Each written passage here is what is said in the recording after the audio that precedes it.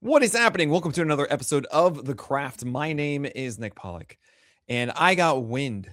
I have wonderful producers here at The Craft, and I got wind that someone put out another starting pitcher ranking. Now, I thought that was only one. I thought literally there's no other ranking on the internet except what I do. But I heard that someone named Eno Sarris, I'm sorry, my producer's saying it's Sarris. No, your producer's wrong. Who said that? Oh, it's Eno Sarris. Just kidding. Eno Sarris is here. I don't know why I keep doing this bit. Eno Sarris, we're going to talk about your rankings today. Thank you so much for being here. What a wonderful guest you are. Thanks for having me. I love the fact that Cal Bland made an Eno Sarris Rex image. And if you guys want to ever see that, you can just send me a message on Twitter. And I will absolutely share it with you. But we want to talk about Eno's rankings. And the reason I wanted to talk about specifically is because it does highlight some philosophy changes, or at least differences that you and I have that's extended past our 15-team versus 12-team favor. And the very first one that I know that everyone is going to be curious about is after last week's amazing episode, by the way. I think that was one of the most entertaining ones we've done in a long time. Did you change your Max Meyer ranking or not, I forget where it was in the episode. I have it at 44. No, I guess 45, and you're like, yeah, I'll move him up. One. You moved him up one. I mean, I have him down for 150 innings on the season, and he's already at like 90. So, Ryan Weathers is 133 for the season. Jared Jones at 90. I mean, okay, fine, because of that. Look, Max Meyer, I think, is throwing the best four-seamer of his life. He's in the best groove of his life. He's just killing it right now. And even though that Reed Detmers did look better in the last start, at the very least, I would say Max Meyer above Reed Detmers, just because Max Meyer has all three pieces of four-seamer that's elite now, the two slider and super breaker combo. I'm a huge fan, but I also interestingly has a lower Sierra. Okay, all right. Sierra's whatever. I'm also trying to really bring back Zach Gallen. I'm drinking on my Gallen gals today because please just be good for a moment again. That'd be really nice for all of us. But the more interesting one actually than Max Meyer. Hey, you can appear sort of metaphysically on the pod tomorrow. What would you tell Zach Gallen? How would you fix Zach Gallen? Because we're doing a little Diamondbacks thing on the Rates and Barrels tomorrow. Well, I'll make it quick. I just think it should be the old Zach Gallen of low four seamers with curveballs underneath as much as possible, and then everything low, low, low, low, low. That's what he used to do. So fewer pitches, 2 pitches. Well, I mean, focus on that. Obviously, the changeup as much as you can. The slider cutter has always been like, what are we doing? But really leaning into low four-seamer called strikes as much as possible. It's honestly what I just saw Trey Savage do. And if you watch my morning streams, you'll see me do some ridiculous diagrams at times. And one of them was outlining why I believe that Trey Savage should throw low four-seamers instead of high four-seamers. And it's the same idea as Gallen, as why Gallen had success for so long. Because he has the steepest splitter in baseball, Trey Savage. And he has such a steep attack angle that so many guys are not going to be able to identify if that's a splitter or a four-seamer. And don't you have going to soak up all the called strikes and then get more whiffs on the slider and splitter, because he did get a lot of slider whiffs when he did go with a low four-seamer in his last game. Just to play devil's advocate here for a second, don't you have to throw a few high four-seamers because the low curveballs, or at least higher, the low curveballs will look like, you know what I'm saying? To tunnel with a curveball that shows up low, like a low fastball doesn't tunnel with a low curveball. Do you remember Jeff Passan's article during the World Series where it was Rangers and Diamondbacks about a pitcher throwing a death ball? Yeah. It was Jordan Montgomery, right? Yeah. And he was wrong. Normally I'll say Jeff Passan, you got it right. You got it wrong here because Zach Gallen is the real death ball. And that pitch, it does not have Fairbanks. the normal hump that you see. It really does look like it's coming straight and then you can throw a low four seam with a low curveball that's sort of below the zone. Right. The curveball does not land in the zone. Okay. Yeah, he's the highest O swing curveball, I believe. Like the lowest zone rate, something ridiculous like this. So he should get more swings on the curve with your approach. Yes. I believe he had an 80% low lock on his curve for multiple years. If they guess right, though, and hit a low four seam. It's true. But maybe it won't be a homer. Maybe it'll just be a double. Hopefully not, right? I mean, you're going to lean into more of the golfing swing guys in the process. But when I think about the trajectory of Gallen's career, I remember there was a year he finally started to try to do the Blake Snell blueprint. And he tried to actually really expand the four seamer, and it didn't work for a while.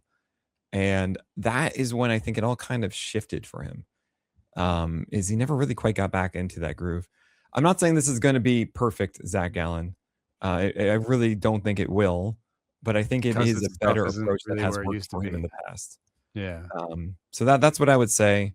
I mean, keep with the changeup low too. That's the same idea. That should still work. Just everything. Just do the neck beard. Do the neck beard, right? Which is not being inside the zone and just living around the edges on the left and right. The Elvis Andrews. Well, it's named after Dallas Keuchel. Oh, okay, Dallas Keuchel. Who did exactly this, right? Yeah, he just threw changeups and breaking balls and sinkers. And yeah, he was low all the time. He was just low. And on the sides a little bit too, but never, never the Keuchel had pretty amazing command. Do you think? I mean, maybe Gallen has. Gallen has. Yeah. So that's what I'd be leaning into for him. Now, someone else here inside the same range, because by the way, you had Meyer at 44 and Reed Demers at 43. I want to talk to you about Gage Jump, because when we first talked about him, you weren't as impressed as clearly as you are now at 41. And to me, the biggest change of my perspective or my assessment of Gage has been, hey, there's a ton of strikes. 75% strikes in the four seamer, about 70% on the slider. After being a little bit of a control problem in the minors, he's constantly landed the four seamer in the zone or competitively. And even though the secondaries haven't quite caught up yet, it's been productive thus far. You seem high on him as well at 41. I don't even know if Gage Jump is that high for me. He's right around there. Where are you seeing him now? Well, it's a story about elevation. So Gage Jump in AAA had a poor IVB. He had PCL? Las Vegas. Yeah. Okay. So he had an 88 stuff plus on his four seamer, and he had I don't have the raw IVB numbers in front of me, but if you do, please supplement these facts. But I believe his IVB has jumped by 2 or 3 inches in the big leagues, and I think it's almost all due to elevation. And what's funny is the Las Vegas park they played in, I didn't even know this until I was just talking to Zach Geloff yesterday. The Las Vegas park they played in was 1,000 feet higher than the Las Vegas park they will play in. Okay, so, but are we talking like 6,000 feet to 5,000 feet?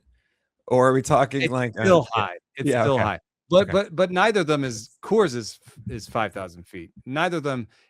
I think it's sort of like 3,000 feet to 2,000 feet. Okay. So it's not going to be A, it's not going to be Coors. B, it's not even going to be the current Las Vegas. So if you're talking about long-term concerns, and C, just right now in Sacramento, he's going to have better IVB. He has a better fastball than I expected, basically. Yeah. And this fastball aligns with what scouting grades said. They always said he had a good fastball. He acted like he had a good fastball and when he pitched, and now the numbers back him up and say, yes, it's a good fastball. That was just a quirk of the altitude. So something that we could always talk about, like, should you actually altitude adjust your stuff plus? It depends on what you want it to do. Do you want it to tell you what that stuff, like his stuff is worse in Las Vegas and in Denver because stuff is worse there. Yeah. You know what I mean? This is what I was going to ask was, are you treating stuff plus like, hey, if they're in a neutral environment? Right. We aren't right now. Okay. I don't know if PLV is. I got to ask Kyle Bland about that.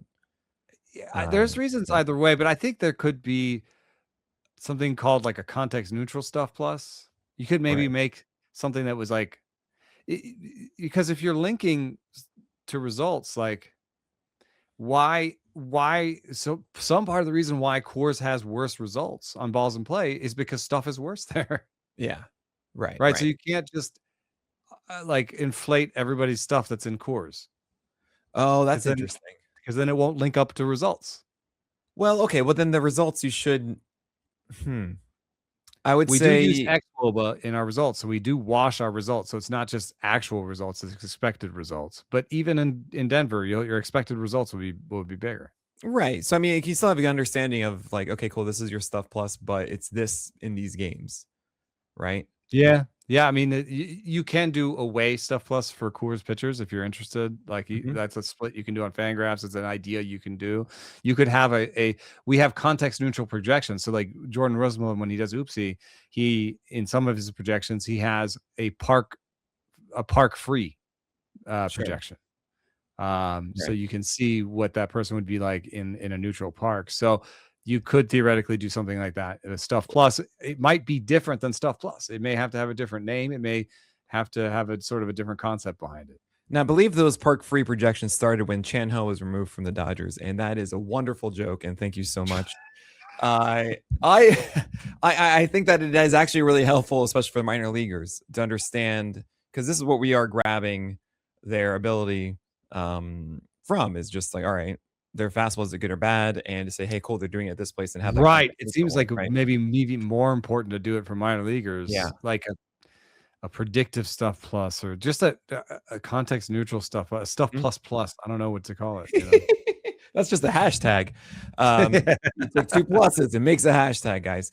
So I'm also really curious going forward, though. Like, how much do you?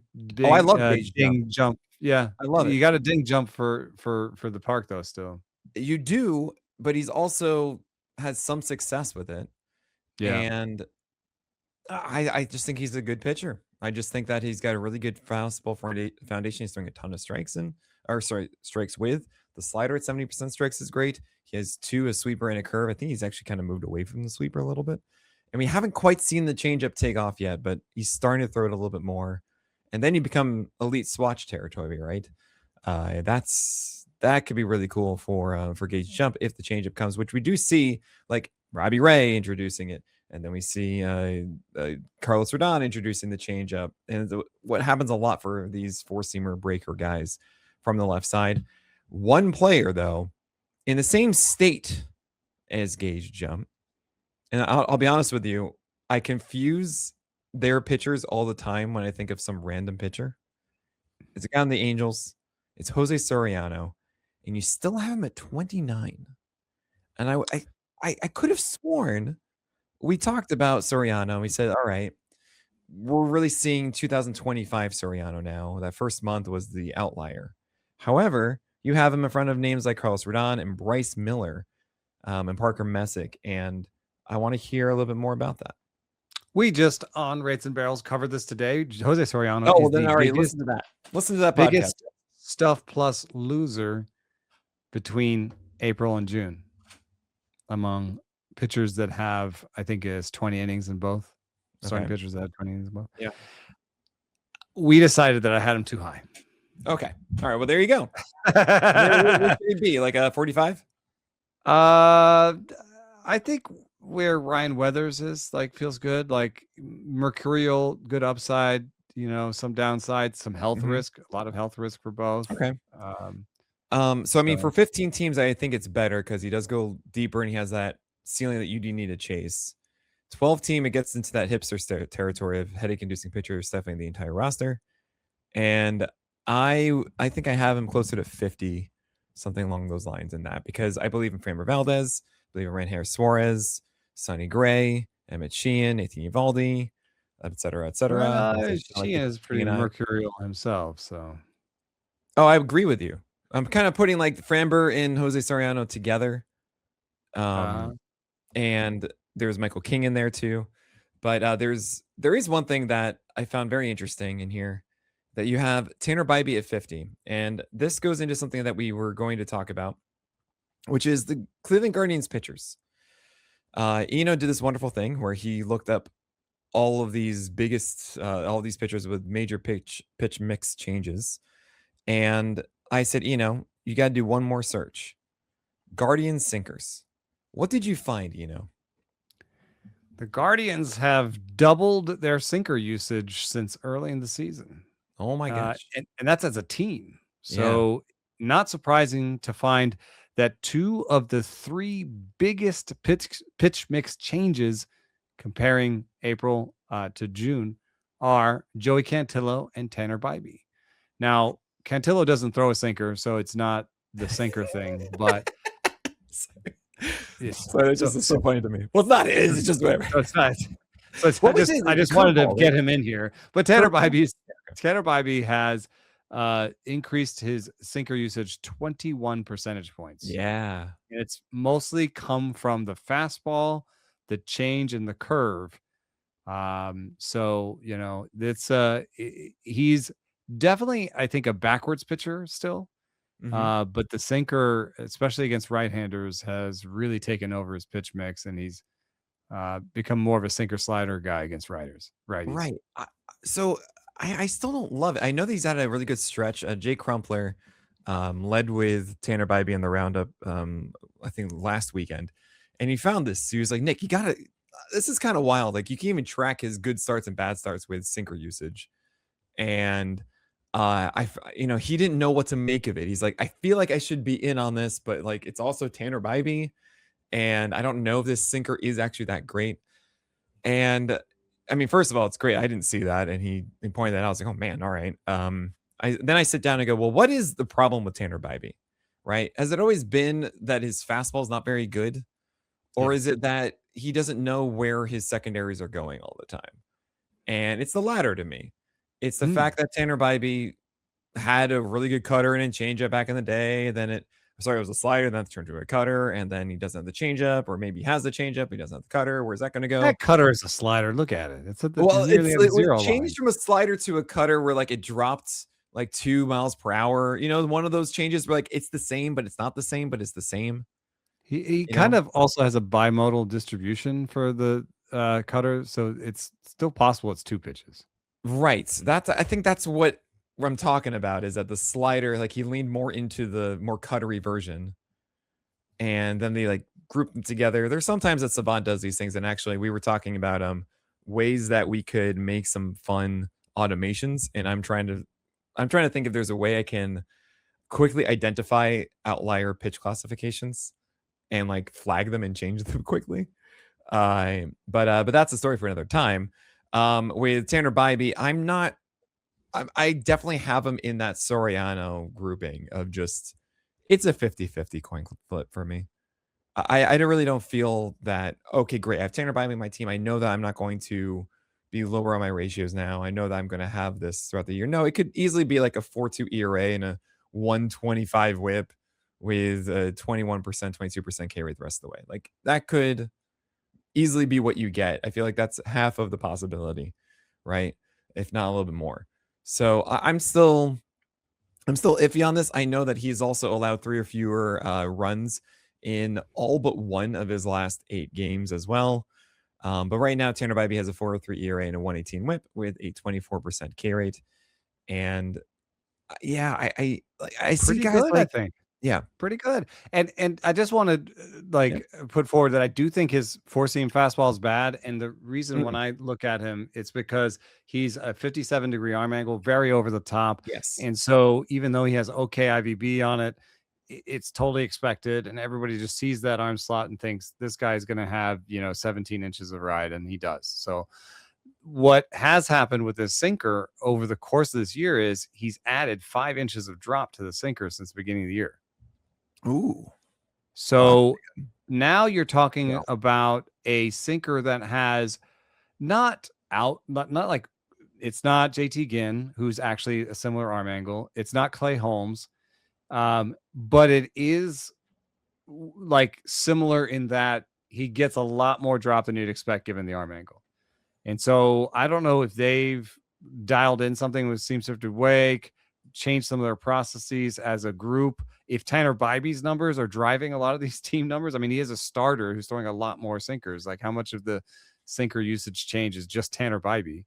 But it looks like the sinker is better true talent, and he's using it more. So, I think that's the biggest source, honestly, for myself, because when I look at the scatter charts and the movement places for his breaking balls in the past, it doesn't look that different. I would say he has slightly above average breaking ball command.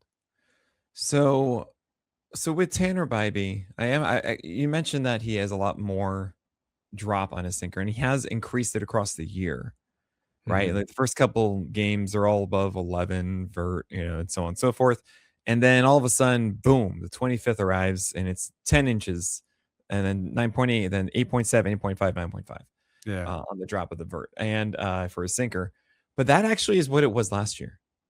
Yeah, I looked over at that and I was like, that's interesting. That's where it was. Right. But and I mean, so, what happened in my more view, now though, is that you actually had the four seamer at the beginning of the year gaining like 2-3 inches of verts up to like 18. And now that's fallen to like 16, and then he converted to the sinker.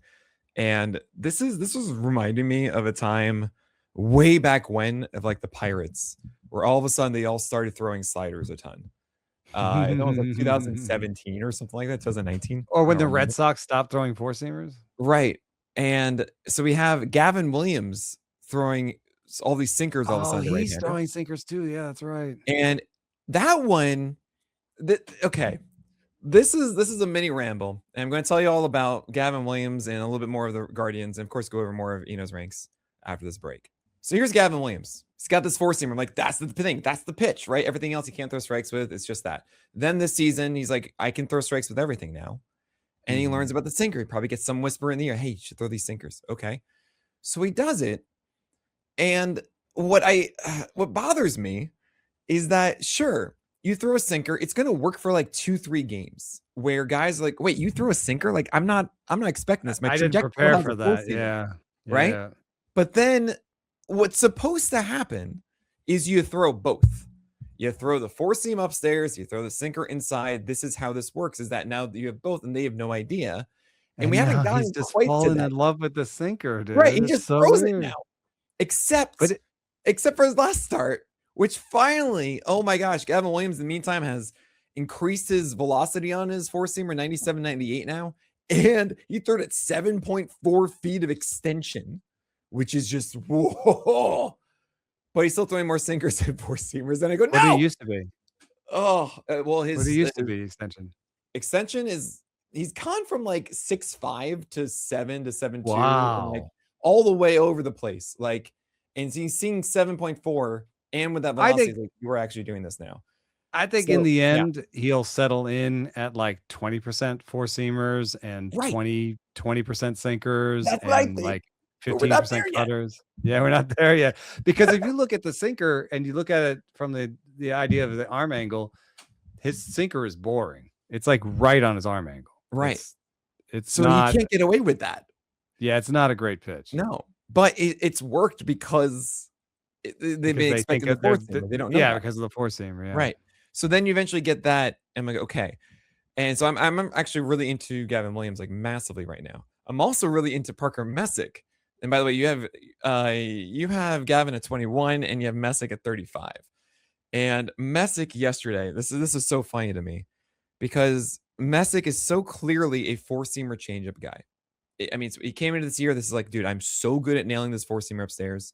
I got this changeup down, whatever. He had like a little bit of turmoil for a second.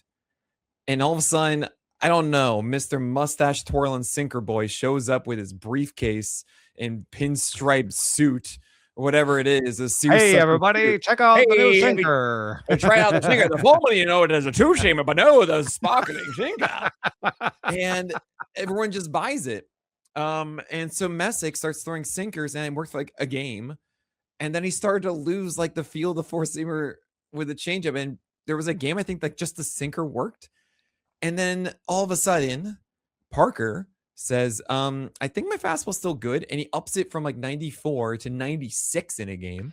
Yeah, the velo spike. And then in last night, he has 10 strikeouts or whatever it is with a 95-mile-per-hour four-seamer. And the sinker's just like gone now from right-handers again, where it's like four-seamer and changeup and like a couple of sinkers. I'm like, thank you. He's one that's like, oh, cool, I see that water. I'm going to get out of the pool. I'm good. Messick, I'm really, really into right now. As you mentioned, the velo up. It's exciting. It's so fun. It's just a funny trend to see that with a team. Be like, all right, we're all in on the sinker train. All right, you can't see a what? No, no. Okay, fine. You just throw curveballs instead, and hopefully that works. But all the rest of us dudes are going to do that. And so, I mean, I'm glad that it's working out there. You also have Slade Ciccone not really getting in on it, maybe a little bit, but he just did a weird thing of no cutters, which is like the best thing that he's been doing, and he just decided not to do that. I don't know.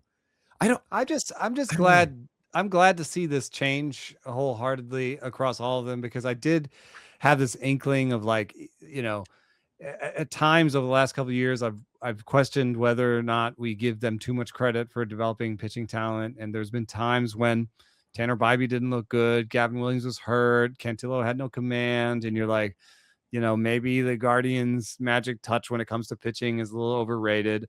But then you see this and you're like, well, in the pitch mix change thing, to have two of the top three guys, that alone is interesting, because you're like, you're willing to make massive changes in season and just go for it. You have the confidence of your pitchers, like you have a connection with your pitchers, so you have a good relationship, and it seems like you're doing the right things. Joey Cantillo dialed down the fastball thing. We were worried about his cutter command.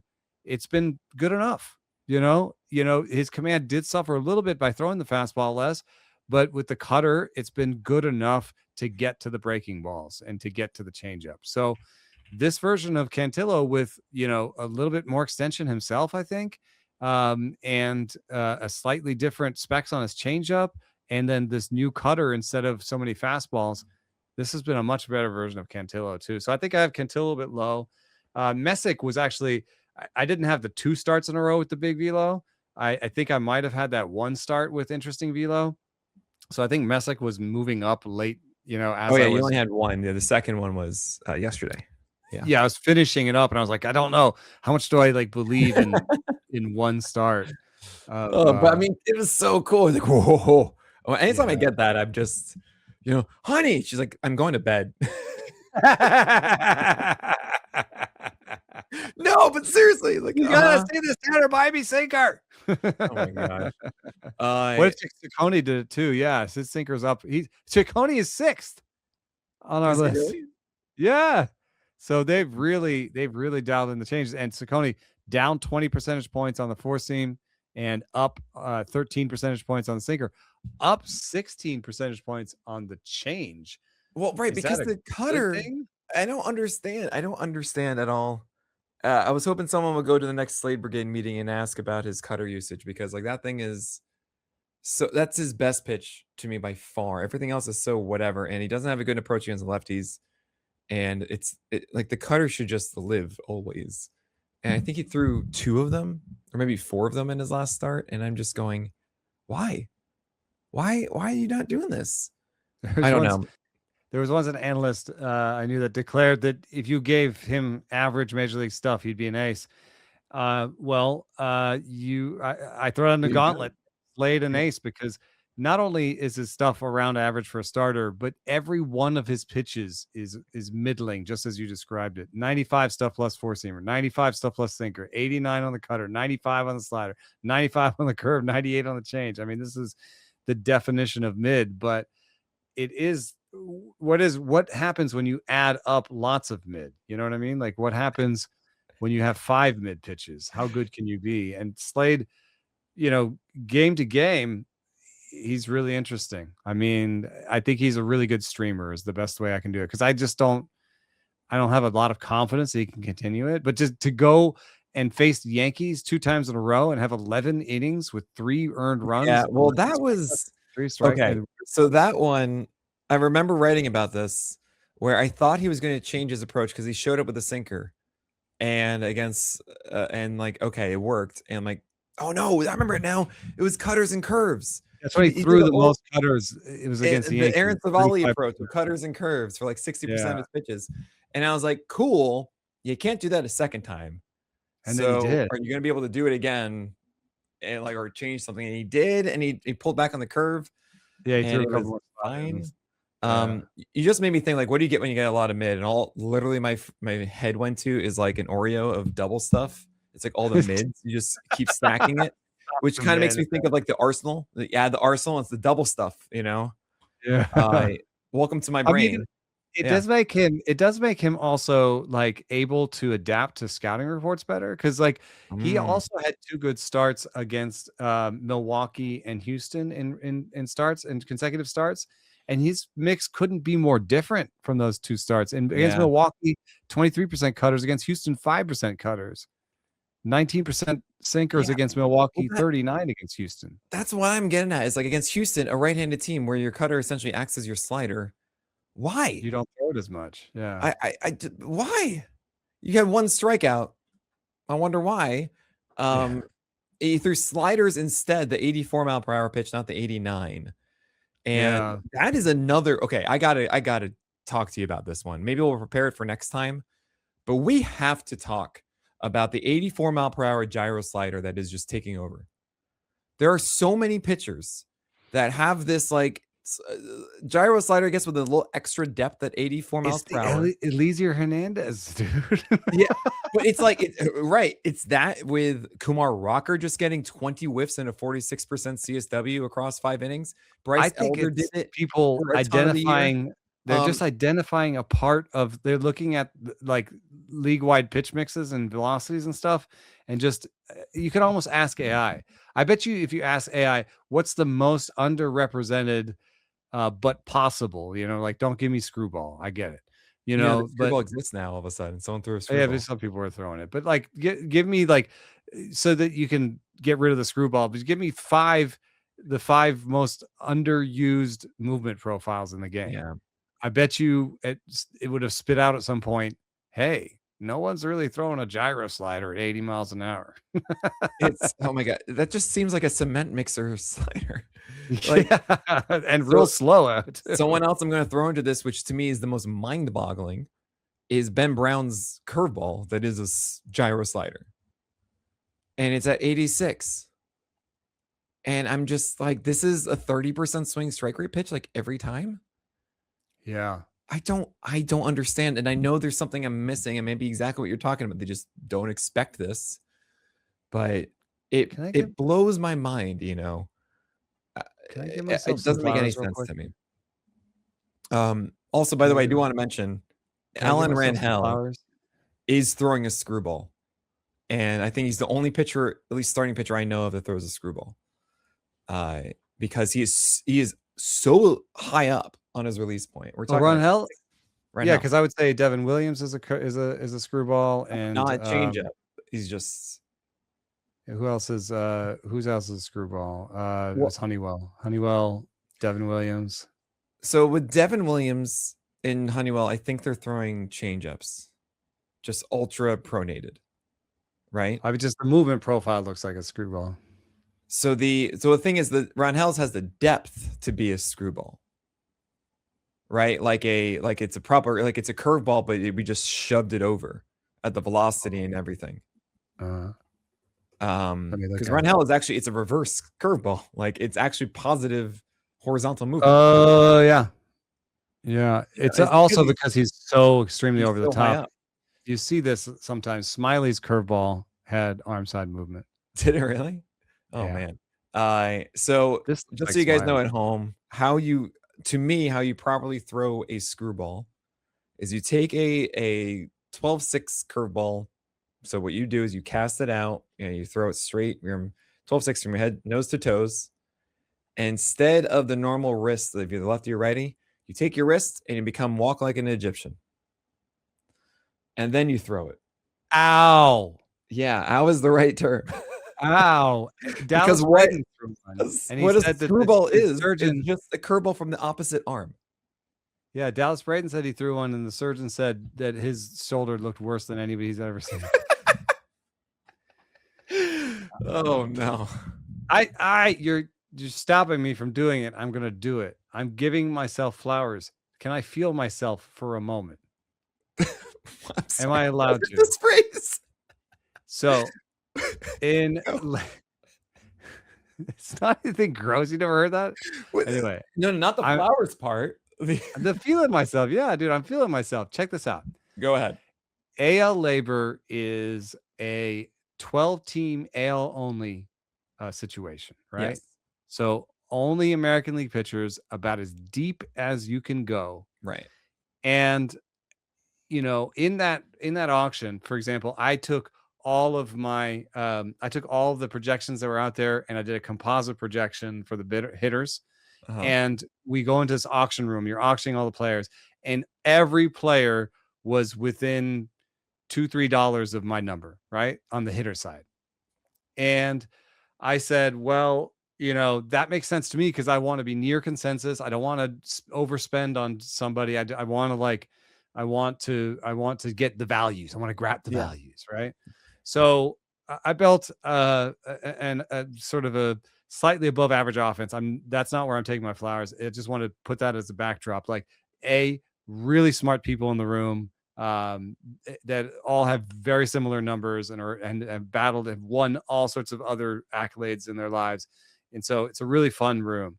On the pitching side, I said, I'm not going to do a composite. I'm doing oopsie only. Oh, because it has stuff plus in it. And I want to take an angle, I want to just take an angle at pitching and boom or bust, here we go.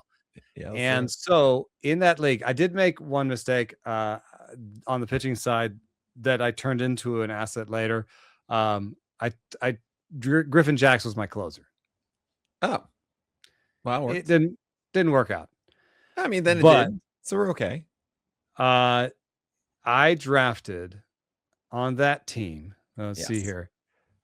So still on my team because I made a bunch of trades. Of course. I drafted Dylan Cease. Okay. Will Warren. Carlos Rodon. Trey Yesavage. Oh no. Reed Detmers. Okay. Yusei Kikuchi. Oh no. And Ryan Weathers. And those are my regular starters. By the way, I only spent 1/3 of my budget on pitching, so this was cheap as heck. Yeah. And my reserve rounds was Abel, Melton, and Ciccone. I don't know. I killed it, dude. Yeah. I traded Weathers for Weathers and Jax for Aroldis Chapman. And I traded who did I trade for Munoz? I might have had one more good pitcher in there because I just traded for Munoz. Well, I mean, I'm thinking to myself, like, okay, Savage got hurt or is delayed longer and it hasn't quite been there, but it looks like it's good now. CC missed out for a long time. Kikuchi, obviously. Oh, but I have the best starting rotation. But I mean, like Warren, Ciccone in that kind of league. I traded Reed Detmers for Andres Munoz. Nice. Oh man. So now I have Munoz and Chapman and Cease and all those guys. I'm third in the league, but my pitching staff is pretty awesome. I'm first in Ks, pretty obviously, and second in wins. And now that I've traded for 2 closers, I'm doing good. But I just thought that was a really good group of names because you have to think back. This is before the season started, right? So, I thought I killed it. I thought that was a great. I mean, in an AL only, those are all names that are like pretty much rosterable in normal 12 teamers. And the fact that that was a 30 judge in an AL only is incredibly impressive. Yeah, and that was by taking the oopsie projection standpoint. So it was pretty good for my rankings too. I'm going to tell you this, all right, this is what we're going to do, guys. We're going to talk about the industry leagues for a second. And there's only really, there's TGFBI, of course, but I actually pulled out of labor. And the only major one then for me that left is Tout Wars.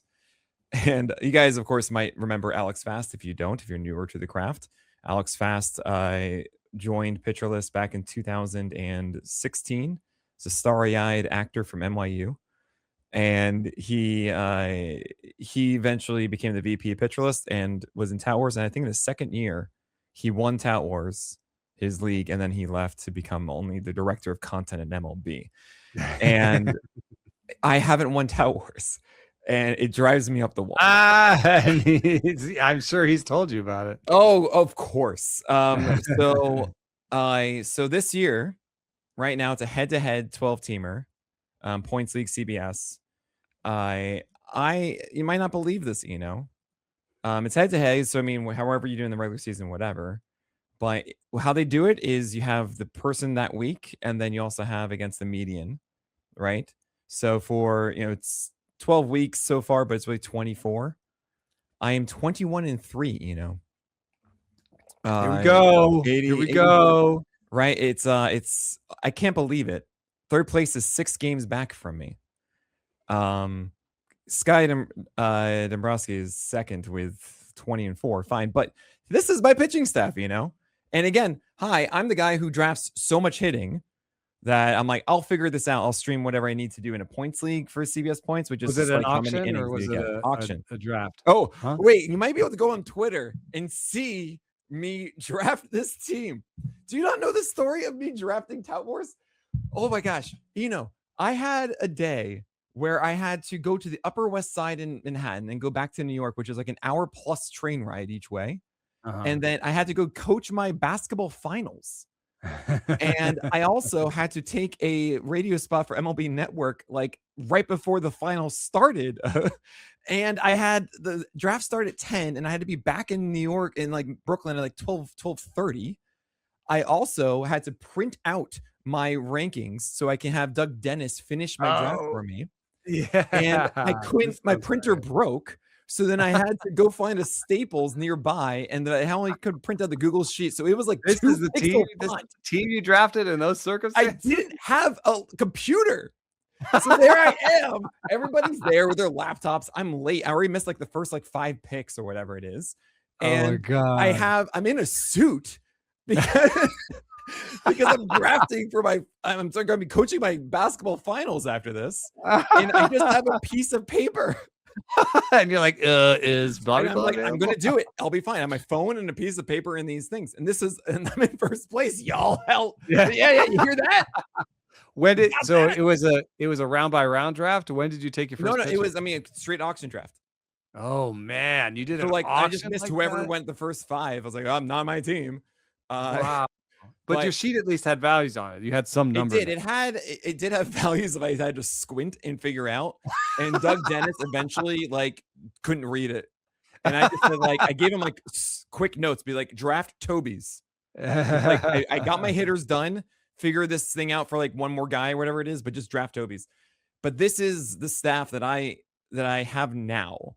And it's my main guys, Tyler Glasnow, Shohei Ohtani, the pitcher, Chase Burns in the RP spot. Oh, and Cam Schlittler. Nice. Wait, so you punted saves? As far as the hitters and everything? Oh, is it head to head or? No, it's head to head. So you punted saves? Oh, completely. You don't need saves. Do not matter. Yeah, because it's points. Yeah. So I have Sean Burke and Troy Melton in my RP spots right now that I picked up. Nice. With Chase Burns. And also, Davis Martin picked up that one. I also have Will Warren and Michael Waka's run with me there. This has been such an Michael Soroka was my RP slot for ages too. Nice. And meanwhile, I've got Ben Rice and Bryce Harper and Nick Kurtz. Yeah. And guys, just use Process Plus. Just use Pitcher List PLV projections and Oopsie if you want to. I'm sure it's great, but I just use this. Oh man, there you go. There are my flowers, and I'm not going to win this league because it's only June 24th. Okay. Oh no, it's in the bag. Hey, I got names for you on the changer list that are interesting. We've disagreed some on Robbie Ray in the past. Robbie Ray has joined the sinker revolution, dropped 16 points on his four seam and added sinkers. Is this a good thing? Well, I'm going to tell you, Eno, after you guys all fast forward us talking about our fantasy leagues after this break.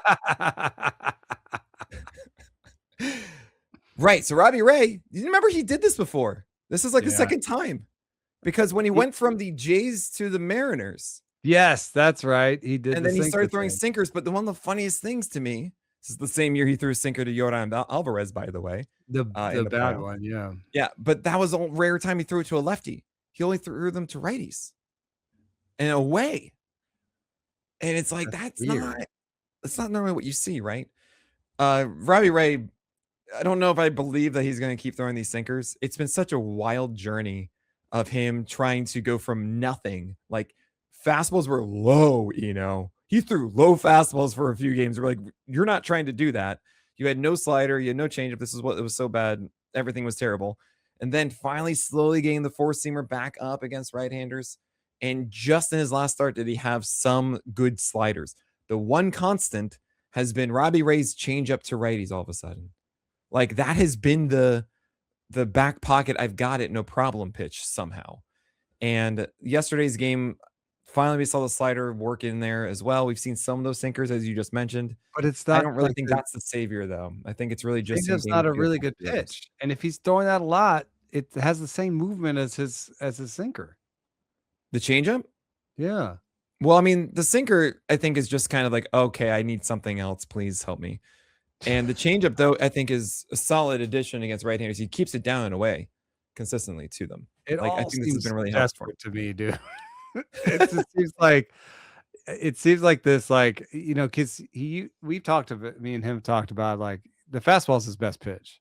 Oh yeah, and the fact that he's now throwing it less than 30% of the time, it does not sound good to me. It's not what he wants to do. He's not quite like he was throwing it too high now, right? He hasn't found that the red mohawk right over the middle of the plate look quite You're yet. right. His location on his fastball has been bad all year. He's had like 2 or 3 good games with it. Yeah, it's been rough lately. So I think that's the biggest issue at the moment for Robbie Ray, and that he needs to get back to. But like, I think it's progress being made. I'm not telling you that's totally back. I am curious where you did put Nolan McLean on your rankings, and you have McLean at 18. This was one game of getting back on the bump, right? It was a 7-inning, 9 strikeout game, I believe, against the Reds that you saw. Maybe you hadn't even seen it yet, because McLean had suddenly kind of lost his wider arsenal and was becoming so focused on the sinker, was not really nailing on the sweeper, didn't have much of a supporting cast working for him for a couple games. And you still felt confident at 18 with him. Or were you just kind of throwing away the recent struggles that he had, or were you seeing something underneath all of it that was like, this is fine? To me, I think it's, I was just talking to JT Ginn about, why the Triforce works, why the 3 fastball thing works. Pack, yes. Yeah. And he was saying that, first of all, it's just easier. It's the pitches you've thrown the most in your life. Mm-hmm. And he said there's smaller movement patterns, so they're easier to control. And that's not something we never heard before, but I think it is really relevant to McLean, because his best pitches are these pitches with huge movement profiles. And then I think this is set against the backdrop of him not being a full-time pitcher for a long time. Oh yeah. So I just see like what I saw as like a temporary loss in command that I think will iron out over time. If you look at his location plus numbers in the slump, they were awful. 81, 88, just really bad, like future reliever type. But early in the season, he had 100s and 102. He had a 120. Yeah, like exactly. Yeah. So I just saw it as like a temporary loss in command that didn't allow him to throw the curveball, because he couldn't get into counts where he felt like he could throw the curveball and maybe miss the zone. And so it put pressure on his worst pitches. And it was just, I just saw it as a temporary loss of control that eventually would iron out over time. Okay. I think, I did not see the Cincinnati start. And I don't even know if I got that Atlanta start. Well, he, I mean, the one against Cincinnati, I discredited a lot because he got, I believe, 5 called strikeouts on a sinker that just didn't seem right. And yeah, this is something that I've seen on the internet, is that swinging strikes predict strikeout rates better, and that called strikes are more finicky, and that he has had a ton of called strikes so far this year. But oh yeah, completely. There are pitchers that freeze, like, what pitches freeze batters a lot are big pitches. Yeah, like the curveball, for example, they'll just not swing it. Yeah. Like the curveball. So you might get a lot of called strikes on the curveball, and he might get called strikes on the sinker if they think it's the curve. You know what I mean? Like There are ways to manipulate called strikes. And I've never said this phrase before in my life, if you can believe it, but you're talking to the guy who invented CSW. Yeah, okay, exactly. I know about this is the whole thing was that like we're not rating called strikes enough. Yeah. It was Aaron Nola was the reason why for that, and that was like the called strikes that he would get constantly with the sinker, or not getting valued enough, right? So I am with you on the. It is interesting that if you can make that a skill, look at Sonny Gray having a 40% put away rate on his sinker in 2024. I think it was on like you could just get all these strikeouts on sinkers backdooring right-handers all the time, right? And that can be sticky. It's just about there's certain guys that have that skill. That's just what that is, and some guys don't. I don't know if Nolan McLean does, right? When it comes to a backdoor sinker to right-handers. I also think that I remember last year a lot of his sweeper success was called strikes against right-handers, and it felt like kind of weird. Of just this should be the big whiff pitch, not the freezing one, right? And I think that's changed a little bit this year. It's not been as much of a called strike pitch, and more of that swing strike one. But if you, but I am another agreeing way with to you, make though. the most out of your swing strikes is to have a dominant out pitch, so that like when you get to 2 strikes, you have a way to get to 3 strikes. Yes, reliably. Yeah, I don't know. He had in the minors a lot of really high strikeout rates with 11 and 10% swinging strike rates. He had 48 innings last year. We had a 10.9% swinging strike rate and a 30% strikeout rate. So like we have 131 innings now of a 29% strikeout rate with a 10% swinging strike. That's so wild to me. I feel like that's such an anomaly. That really is not a common thing. I would think the biggest one I could think of really is Aaron Nola off the top of my head, of having that kind of disparaging amount. And sometimes you only get swing strike rates in 2 strike counts, right? Sometimes that could be like if you have a super high overall put away rate, that is when you get to 2 strikes on a batter, how efficient then he are can you? throw the curveball, right? Then he can throw the dominant curveball. I don't know. Yeah. And then I guess lastly, it's just, I do hew close to my projections. It's a really nice projection. And the projection, for what it's worth, only has 24.6% strikeout rate in it. So it's still a nice 3.51 ERA projection. Where I still struggle is I don't look enough at whip. So, projected whip. And, if you do look at McLean versus the people around him, he has the worst projected whip he's 18. And to get a worse projected whip, you have to go to Jose Soriano, 29, who we just decided should be lower. That's interesting. So Cease doesn't have a worse projected whip. Who? Dylan Cease. No. 119 for him, for at least from Oops. Okay.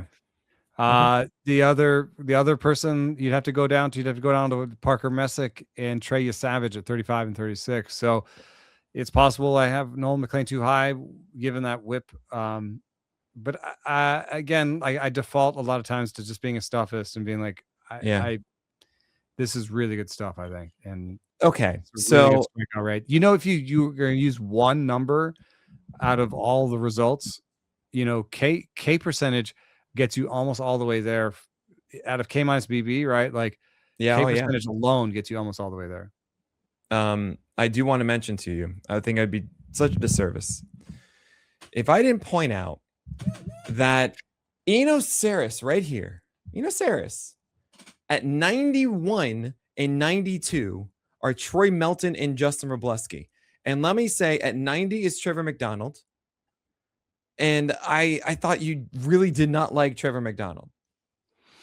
But you do not like Troy Melton and Justin Wrobleski. And then there's Wilbert Arena, who's just he's made it work.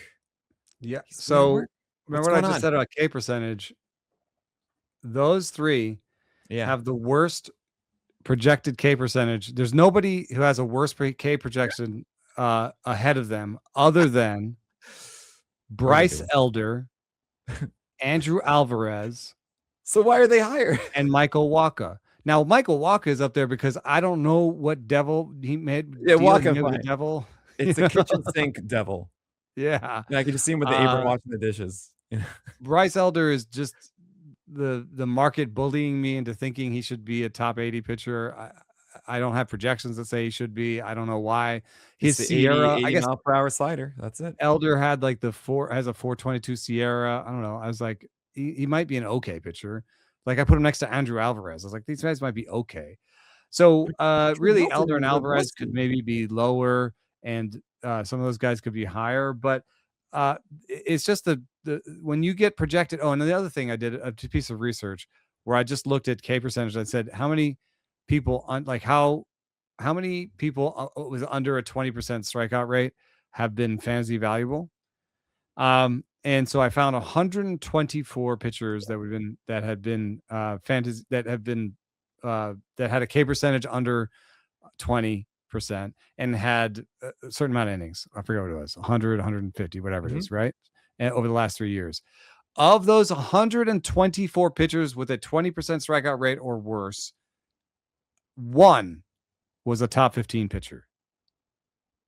I wonder if you could guess. Top 15 he's a lefty. Was it like a ridiculous Merrill Kelly season or something like that? That's a really good guess. He was a lefty though. Oh, he was a lefty. I know Christopher Sanchez had like a 19.8 one year, but no, that wasn't the year when he's top 15. Perennially under 20%. In fact, he's the best under 20% guy because he has 2 other seasons in the top 75. He's the only guy with 3 top 75 seasons under 20%. Ranhair Suarez or no? Tyler Anderson. Oh my gosh. You forgot him because it doesn't work anymore. Yeah, okay. I forgot. I thought there was someone who's actually like starting now. Yeah. But anyway, so he's the only one who's top 15. He's the only one who has showed up on the list more than twice.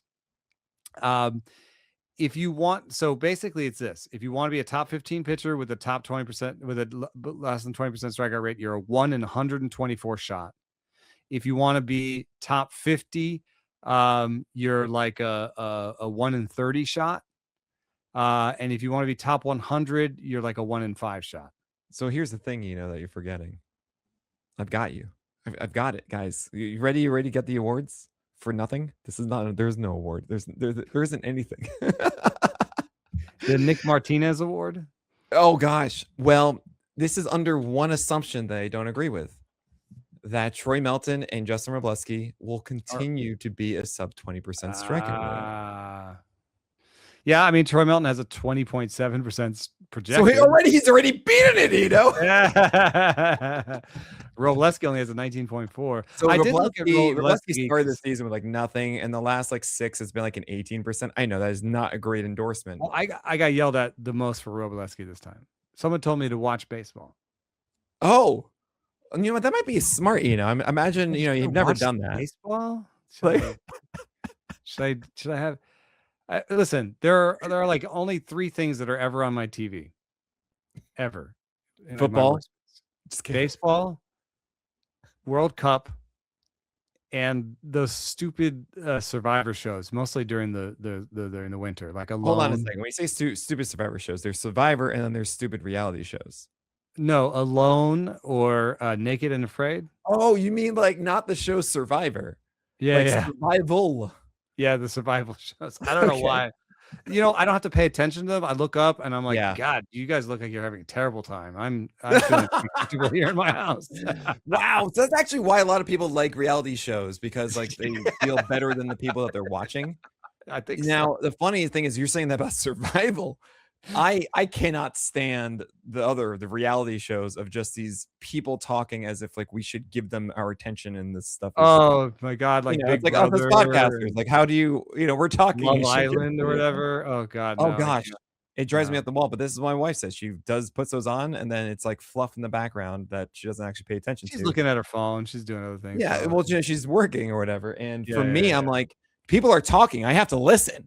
That's right. I don't like, the talking on the survival shows is always, and then I'm making a trap and I don't care, so I'm like, whatever. Oh my God. But anyway, so Wrobleski, you don't watch clearly because you don't watch baseball. So I mean, he's an elite strike thrower. I get it. I just don't know that any one of his pitches, and I just watched him again yesterday and I was like, why don't any of you guys hit these pitches harder?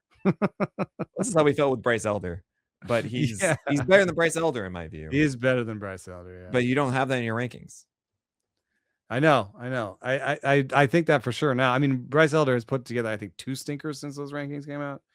I mean, But one was enough for me. I'm just kidding. and Bryce Elder's strikeout minus walk rate, it was better than Wrobleski's. So it's I understand what it has been. Yeah. Sorry, I meant to say that as a joke, and then I was like, "Wait, I'm actually going to say a real sentence now." I'm like, "Oh, yeah. But so are you buying the splitter? I mean, that's a splitter he's throwing, a lefty, the rare lefty splitter. Yeah. No, I mean, what I am buying is the fact that Wrobleski last year was a 6-pitch guy, and then he's condensed it to 4-seamer and slider, has upped the velocity of the 4-seamer velocity a little bit, recently. Yeah. Is continuing with good location on both. And is a part of the Dodgers. It is good. He's getting wins. He's going longer into games. Probably get good pitching coaching. So I'm fine with that. Well, Troy Melton finally got some strikeouts, and I feel like his location he's a really good commander. And I've realized that that's not anything we ever say. He commands well. And he he locates when well. He debuted, which is annoying to me, but what I just have to refocus. Melton for me now is a 6-pitch pitcher with command. Yeah, that's good. It's a wide mix, and I think with better stuff than we normally see from a kitchen sink guy. Yeah, he still has a fair amount of upside. I actually say this in every preseason. I probably will again next year for Troy Melton. I think the best targets for everyone. I mean, we really talked about this in September last year, where we found that last year the biggest hits you could have made around your draft or right after it were the guys who were volume arms who then kept those ratios throughout the year, right? Mm-hmm. And I think the best plays that you can make in your drafts are getting those volume arms who have the ability to do more. So you're already happy with where they are and there's room for growth, as opposed to getting guys who you are hoping repeats it but then could get worse. So or getting especially injury prone guys, because I mean, if you're supposed to like draft and hold and stuff, it's just, you buy 3 injury prone guys and you're like, oh, they're really great, and then they're all injured. Right. I call this though the Christopher Sanchez, the Alcantara, the Wheeler rule of those. When those guys had their breakout seasons, there were situations where you were like, this is a great floor and we're really happy with it, and the draft spot is great. It's like you don't need to do anything different, but there's also room to do more. And I see Troy Melton as someone that I'm not going to say for next year or the year after that he's just going to be a 20% strikeout rate guy. So for this year, I think some similar names, stop me when you think I'm wrong, but maybe Cease, Rasmussen, Joe Ryan, maybe that's too high. Maybe we're talking about who's a little bit lower. I guess Will Warren is kind of an interesting. That is the kind of realm. Think of it like good Ryan Nelson, or in that kind of way. Good Gavin Williams. Gavin Williams was 44 on my rankings going into the season. Mm-hmm. You're talking about the ones who had the volume going into this, not what Troy Melton should become. I apologize. Right. Yeah. So Drew Rasmussen, I think, is actually a really good call with that, because we were worried. Some were worried about him being limited, but it was clear that the Rays were letting him go at this point. And I generally agree that it's good to have some backbone to the player, to he's able to throw 100. But I will say that some of the line of thinking that you're giving right now is why I have a lot of Matthew Liberatore. Sure, because I thought he's got a place to rotation. What was the price for him? It was like in a 12-teamer. 8th starting pitcher in a 15-team league. Right, exactly. That's okay with me. I'm like that at that point. If you get any value from that, you're happy. And I guess as a miss, it's not that bad, because I'm still slotting him in at home sometimes and against weaker opponents, and it's still okay. But other ones that I would say have been productive, like Landon Roop, just despite the things that he's done, his command has been great, and like he's has the volume, has the runway. I would say Parker Messick is along this line, right? I think, as you brought up, I would put, let's see, I think of next year, Connolly Early will be in the same spot that I have Troy Melton, of just you have the runway. I think that you're going to be better than this, but if you just do what we expect of you, you should be productive. Still be useful, yeah. Right. That's where my head is with a lot of this. Cam Schlittler was one of them.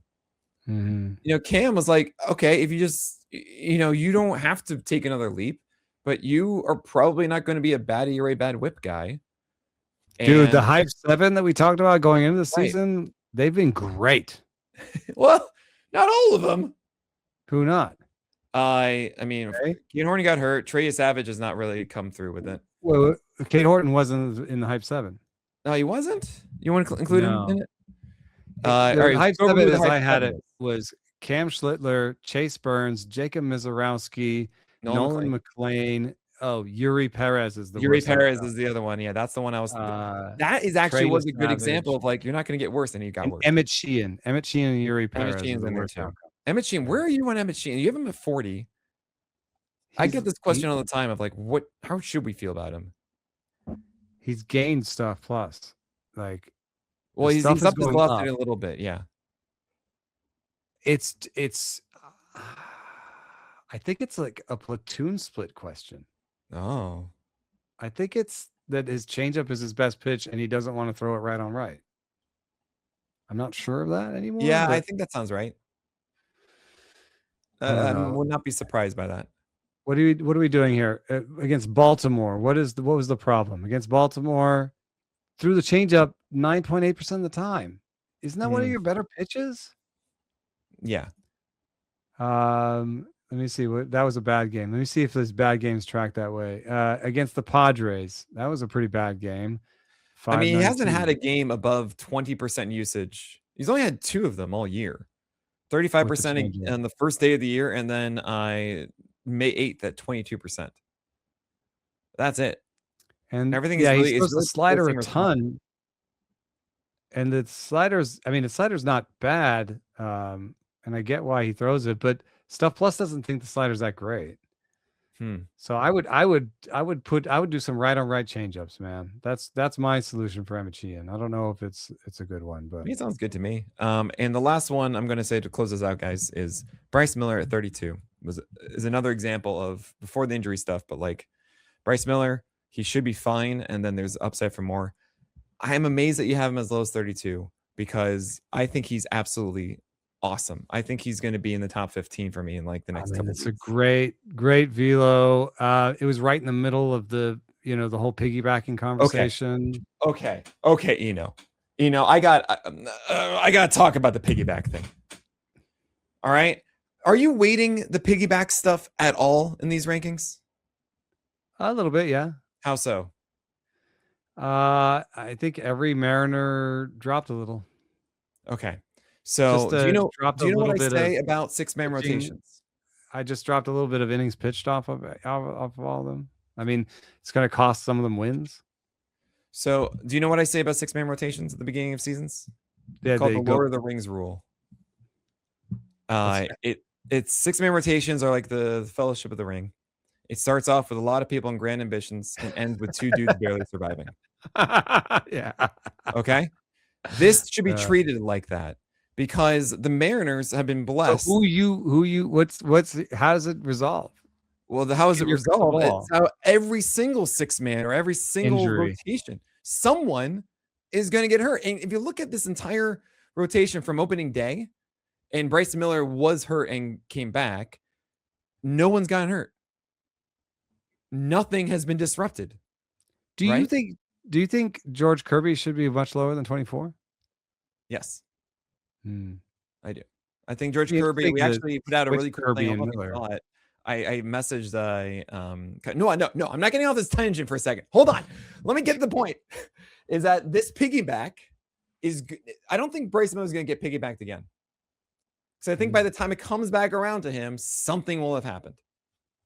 It's how it works. We were even talking about like, Troy Melton's going to be out of this rotation or Keenan Montero. Then all of a sudden, nope, Verlander's hurt again. And nope, there goes Flaherty. Okay, well, never mind.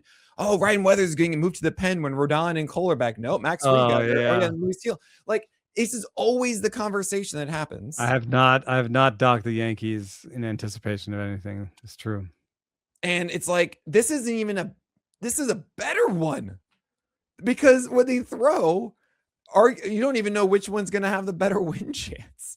Like they're still getting 4 innings in that missed start, right? Like it's not, it's like 2-3 innings off of a start. That's all it is. And they're not even doing 6-man. It's better for the others because they're not going 6 days. They're going the normal 5-day rest or whatever it is. Yeah, I mean, I'm also using 6-man as a proxy for like someone's going to lose out. And then whether it's injury, I mean, Bryce Miller is the biggest injury risk of the group. But he's the one who's thrown the least. And I don't know if that's even true at this point. Because you have still has loose bodies Gilbert with his flexor injury last year. You've had shoulder stuff with Kirby. You've had Brian Wu have whatever he's gone through. Castillo Miller has loose elbows in his shoulder, in his elbow right now. They didn't take him out. Forgot about that. They didn't take him out. But he's pitching so well, I know. His stuff is, it's like the best stuff of his career. He finally has learned secondaries. I think a lot of times he's got time for those you're like things he'll do at the end of the year. I think a lot of times the guys that you're like, how do you have them this low? I'm like, they're going to get injured. Don't do that. I mean, it's rude and it sucks, and I don't want to say it, but on some level, I have to bake it in. Oh, I know. I'm just messing. I'm just trying to because you put Ben Brown 39 that he's hurt right now. I know. God. And I didn't want to. I was trying to keep him down because I was like, I don't know how many innings he has in him this year. I don't know that he's actually finally moving him up, and he's hurt. Yeah, but I do want to say last thing here is that we have a last week I messaged Kyle Bland in the whole full-time staff and said, guys, do we have a data viz that shows how much pitches move relative to a baseball bat? Like actually just using a baseball bat and then the expected movement off of it. Just so you can get a good visualization of like everybody's getting confused with the pitch movement plot, even though we see it like Cypher from the Matrix. We're like, oh, Burnett, whatever. There's a slider. That's a good one. That's a bad one. Everyone else is because I can't read this thing. I'm like, all right, let's just stick a baseball bat and we can say this pitch is generally missing above it or below it relative to where the normal swing would be on it. And what we made out of that is by using the swing miss distance from Savant, we now have this wonderful data viz of like you throw these pitches, where are batters missing above, below, on it? Is it they're not missing? And George Kirby's sweeper, I tweeted out. You can probably go find it right now if you saw it.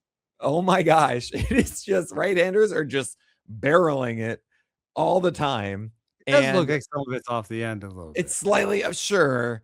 But there's a lot of bad on it. It should not be anywhere. Like we compare it to other ones, and it's just not even close.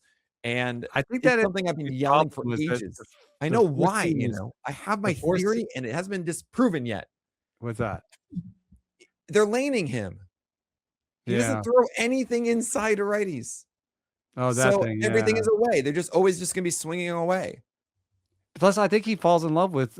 It's similar to laning. Like he loves the high four seamer above the zone as a swing and miss pitch, right? He throws the sinkers there. He throws the sinkers like middle away, and then the sweeper goes middle away, and it's just this. They're starting over here and then converging to the middle, essentially together, converging to the same spot.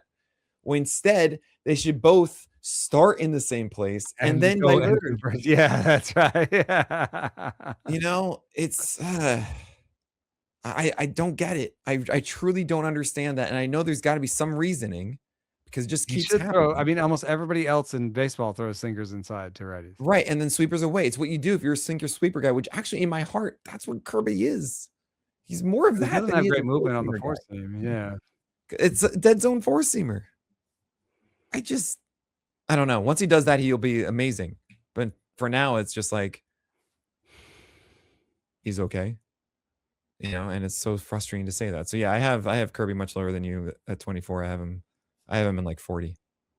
I can't do this. But anyway, it's been a while.